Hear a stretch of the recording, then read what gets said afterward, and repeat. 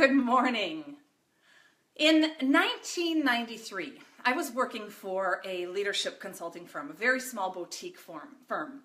And I remember sitting across from my boss in our office. His desk was across from mine, and we were having a disagreement. Our disagreement really started to turn into conflict, and the tension was building. And I remember sitting there in my early 20s, feeling increasingly frustrated. I remember feeling like I was being disrespected. I remember feeling angry. And I had absolutely no idea what to do. I remember feeling that, like sitting there thinking, do I say something in this moment? Do I tell him I'm upset? Do I pull back and disengage? Do I take a break? Do I talk to him now, or do I wait until tomorrow? And I remember thinking, like, there's got to be a right way to handle this. But I didn't know what it was. I was paralyzed. And so there I sat across from my boss with these tensions and feelings growing and feeling completely helpless and hopeless to know how to communicate with him and to get the results that I was hoping to get. And so I made a determination in that moment to never feel that way again. Now, have I felt that way again? Yeah, of course. But every time I felt that way again, I have had more resources, more knowledge, more skills, and I've had sort of this feedback loop over and over again, like what works and what doesn't work. And so I've had this really 25 year experiment that I've been living, trying to figure out how to effectively work with other people.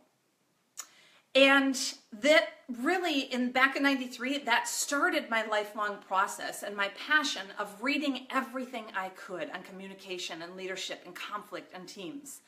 I started to attend trainings and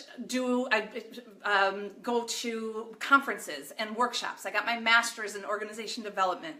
I did my master's thesis on life coaching. And I see all the hearts, and thank you everybody for joining. It's wonderful to see you. I started to go through my coaching certification, and I got certified, and then I went through all the different layers in the International Coach Federation to get accredited as an ACC, PCC, and now as an MCC, which is a Master Certified Coach. I went through training in relationship and systems coaching.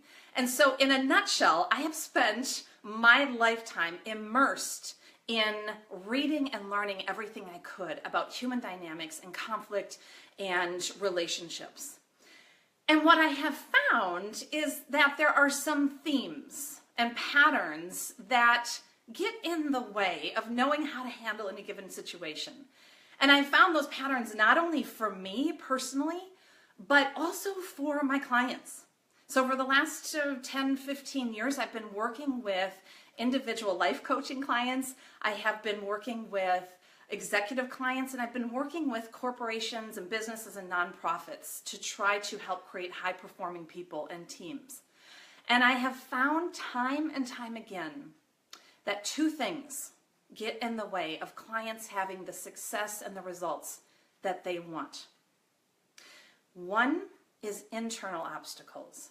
So those internal obstacles are saboteurs that are in your head, the self-doubt, the fear, the lack of confidence. And then the second are external obstacles. Conflict, not knowing how to negotiate or communicate or get your way with other people, or listen, lack of an ability to listen and to ask powerful questions. And so about 18 months ago, I decided it was time to start to pull together all of this years, decades worth of reading and research and case studies and challenges that I was having personally in my own life and relationships, as well as the challenges that my clients were having, that I decided it was time to pull it all together and create a model. And so I'm absolutely thrilled to be with you here today to be launching my Thoughtfully Fit Thursdays. So I'm going to be doing a live video every Thursday to help to help you understand and to learn from the decades of research that I have done on how to be more effective in your relationships. Because what I've realized is that the books that I've read and that I might recommend to my clients on emotional intelligence or crucial conversations or communication or leadership, that they're valuable for dealing with problems in a vacuum, but that they weren't necessarily comprehensive in terms of looking at these two themes that keep coming up over and over again with myself, my own life, as well as my clients. So this new leadership model that I've developed that I'm really excited to be launching is called Thoughtfully Fit. And it's got two components to it. It has the internal and it has the external. And I do that with my hands because it's a circular model. And I'll post a picture of the model in the comments after this. And I'm not going to go into details about the model today, but over the next year, as I am sharing more with you about the internal and external components of the model, I will share more details about what they are and the skills and the mindsets that you can step into if you want to have more inner peace, if you want to have stronger relationships, if you want to have a more balanced life. And in addition to the Thoughtfully Fit Thursdays, I am sending out a newsletter every month that has an article that describes more about being thoughtfully fit. So I'll also post in the comments a link to how you can sign up for and subscribe to my newsletter if you'd like. You can also see on my website articles and blog posts that talk more about the challenges that I'm seeing and some of the stories and case studies and how to apply this model in your life. Now, I've been an athlete my whole life, and nobody would probably argue with the notion that being physically fit takes hard work. You can't just be physically fit and declare it and decide one day that you're going to be physically fit. You actually have to work at it. And probably most people would agree with me that you couldn't wake up tomorrow and decide, I'm going to run a marathon today, if you haven't been training. Well, in the same way, to be thoughtfully fit, it takes work. It takes intentional focus on how are you leading your own life and how are you leading your relationships.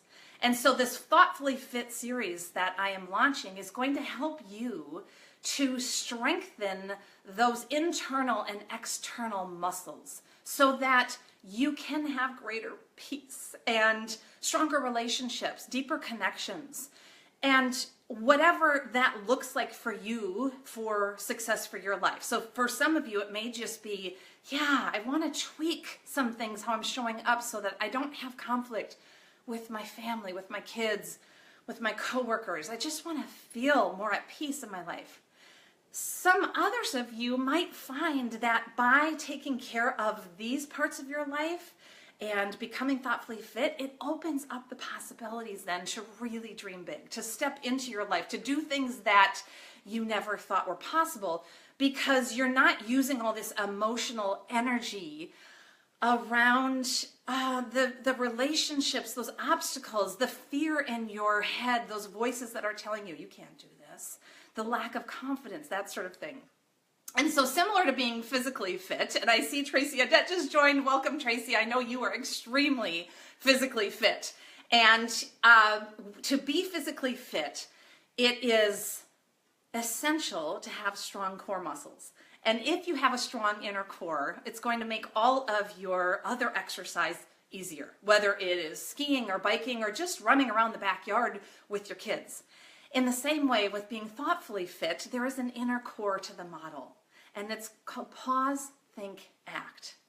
And over the next year, I'm going to be sharing with you what that means in your life to pause and then think and then act. Because most of us are pretty good at the acting. We're pretty good at the doing, but we aren't necessarily always pausing and thinking beforehand. So I'm absolutely thrilled to see so many hearts and so many people joining me this morning. If there were comments that were coming through, I'll be happy to respond to those after the Facebook Live is over. I'm really thrilled to have this model to share with you because it's made such an important impact even in my life over the last year and a half as I've been working on it and developing it. I've had some pretty big struggles. My life has in some ways been more challenging than it has ever been. And I will say unequivocally that using the Thoughtfully Fit model has helped me to survive through this struggle. It's helped me to actually in some ways even find ways to thrive in this struggle, both internally as well as externally. So thank you again, everybody, for joining me. I'm going to close it out here and invite you again to subscribe to my website, to my newsletter, www.darcyloma.com, and join me every Thursday to learn some more about how to be thoughtfully fit and lead your life from the inside out. Thanks so much, everybody. Have a wonderful Thursday and a great weekend.